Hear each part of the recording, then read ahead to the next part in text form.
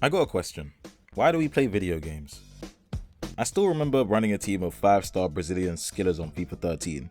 Guys like Wellington Silva, Kelvin, Coutinho. They weren't the highest rated and they weren't the strongest, but chaining Rainbow Flick into Elastico and seeing the opponent foul in frustration, that's what made it fun. Same thing on GTA. I'd save up weeks to buy a supercar, just to be able to argue that my Zentorno was better than my friend's Ada or their entity. Back then, gaming to me wasn't just about having the best loadout or the most broken players. It felt like you could still win in any way you chose. You could play your own way. But now, every game feels solved before you even start. The same players, the same guns, the same methods over and over again. And that's why I see a problem.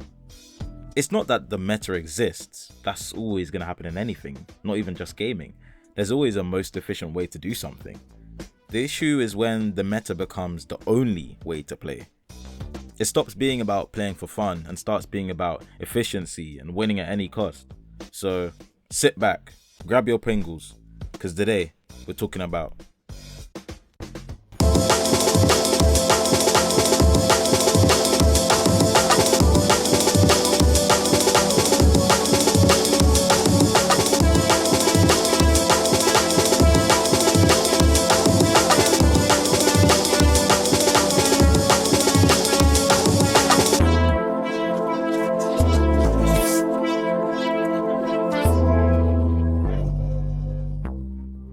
Alright, so let's break it down. What exactly is the meta?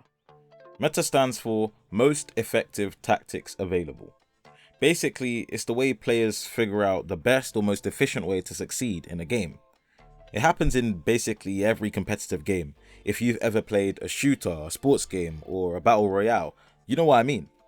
There's always that one loadout, that one gun, that one player that people seem to always gravitate toward. Now, meta is not a bad thing. I feel like I need to emphasize this before some Timmy comments, "Get good, it's a skill issue," or whatever. You'd expect a meta when people are trying to win. They'll figure out what works. But this itself gives way to the issue. People blindly copying what's meta instead of figuring it out for themselves. The best way to play can quickly become the only way to play, and it starts to feel like that's the only route to success. It's actually strange how if you're playing anything other than the meta, guys will look at you, you're like you're the most chopped thing on earth. But to be honest, I don't feel like this was always the case. Maybe it's me, but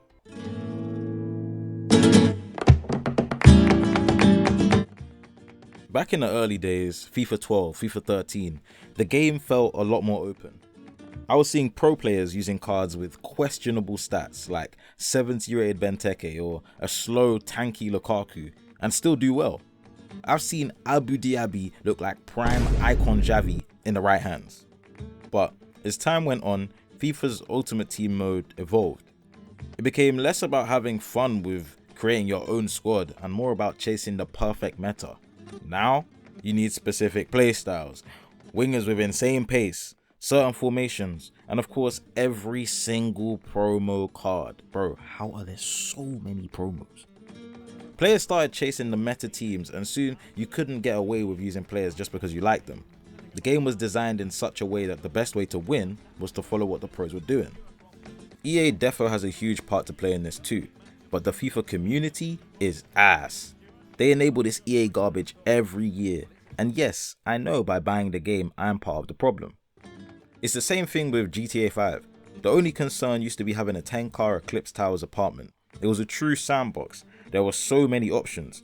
Guys were rolling around in Al Qaeda outfits in a beach buggy, running away from guys in monkey masks in Bugattis. Truly one of the times of all time.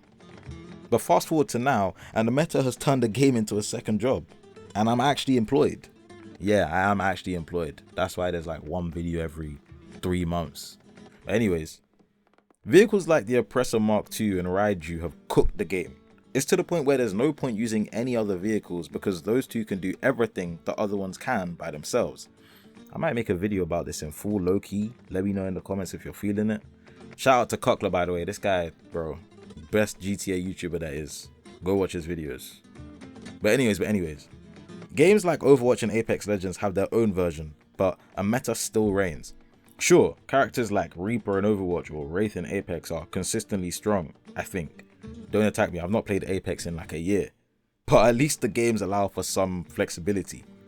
Teams try out off-meta strategies all the time, even if it's for the surprise factor. In Apex, some of the most fun moments came from running weird compositions that nobody expected. Like bro, I'm unironically a Mirage main. Bamboozled. And at the pro level too, it wasn't even just us casuals. I still remember when teams like Lunatic High and Rogue in Overwatch would run non-meta picks and still win the tournament. They were running like triple DPS in a meta that favoured tank heavy, and they were still dominating because they knew how to make it work. Even in Apex, there were tournaments where off-meta legends like Wattson and Caustic carried teams to wins when nobody expected it.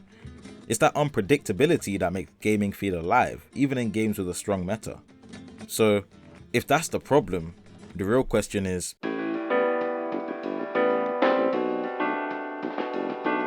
so whose fault is this? Honestly, it's a bit of everyone. Let's start with the players. At the end of the day, nowadays most people just want to win. And that's fine. Whether it's climbing ranks in Apex, going 15-0 in FUT Champs, or completing Heist faster in GTA, players naturally want the most effective and efficient route to success. If someone posts a new sweaty tactic on Reddit or TikTok, it's gonna be a long day the next time you log into their game. But that's just human nature. Nobody wants to make things harder for themselves. Even worse is the fact that when the meta is discovered, you're essentially forced to play meta yourself to counter. But it's not just on the players. Streamers and YouTubers play a huge role too. When a massive FIFA creator drops a video called the best meta team under 500k, or some Apex streamer uploads a guide for the best ranked meta loadout for season 22, everybody blindly decides to use the players or the loadout, just because Nick Merckx is shouting about it. People want to copy what works, and once the pros and influencers start spamming the same builds, it trickles down to the casual players. And then there's the developers. If the game isn't balanced properly, if certain characters, weapons or vehicles are just straight up better than others, then the meta becomes unavoidable. Some games are better than others at keeping things fresh, but a lot of the games end up with broken mechanics that never get patched, or they add new stuff that's so obviously overpowered that it instantly becomes the new meta. A pressure mark too. In some ways, developers even encourage this, especially in games like FIFA, where they drip feed overpowered promo cards into Ultimate Team because they know players will spend all of their mom's bank account to keep up with the meta. They've released nearly one promo a week. There's like 28 promos in 30 weeks since the game released.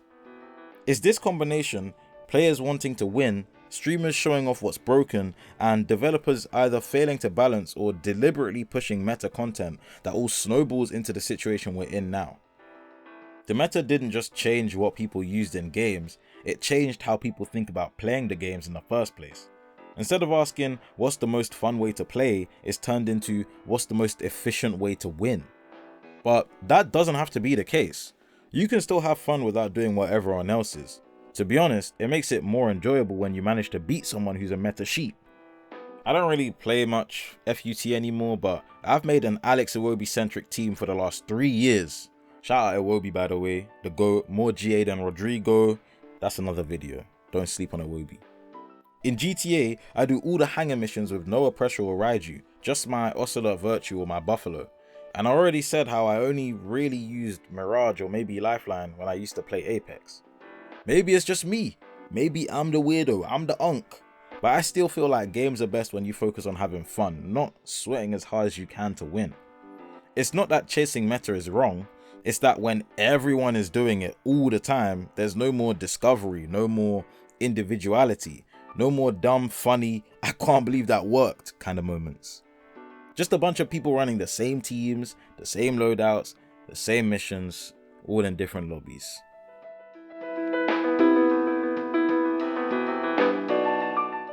Look, I know the meta isn't going anywhere. Games will always have dominant strategies and players will always look for the best way to win. And developers are gonna keep on feeding that machine either by accident or on purpose. But that doesn't mean that us as gamers have to lose all of our creativity. There's still space for playing games in your own way, it's just a bit harder now. Even if you're in a sweaty FIFA division, there's nothing stopping you from trying out random cards you like. Even if you're in a GTA public session full of oppressors, there's no reason why you can't pull up in a scramjet or a sea breeze and still make it work. If anything, you'll probably have more skill as a result. Like, bro, I still build my yearly Alex Iwobi teams in FIFA, and even when everyone else is rocking the 99 triple play style summer heat team of the season year cards, I still grind with the team that I have. Even on GTA, I still use missions without an oppressor or a raiju. And you know what?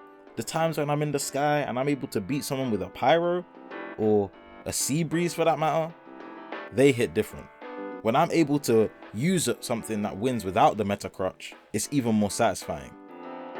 I'm not saying you should ignore the meta completely, because yeah, sometimes it's fun to use the strongest stuff, but if that's all gaming becomes, copy, paste, win, repeat, then we're missing out on the point. We're losing recipes. Now look, the way I see it, games are supposed to be fun first, win second. But that's just me. Let me know if you think I'm waffling. Hey man, I might be the only person that feels like this. Thanks for watching to the end. If you have any other ideas for more deep dives or any other videos, let me know in the comments. Please like, subscribe, and all that YouTube stuff. I hope you enjoyed the video. I don't know how I'm gonna be uploading, man. Maybe you'll get a video in God knows when. But hey, thanks for watching. I'll see you next time. Peace.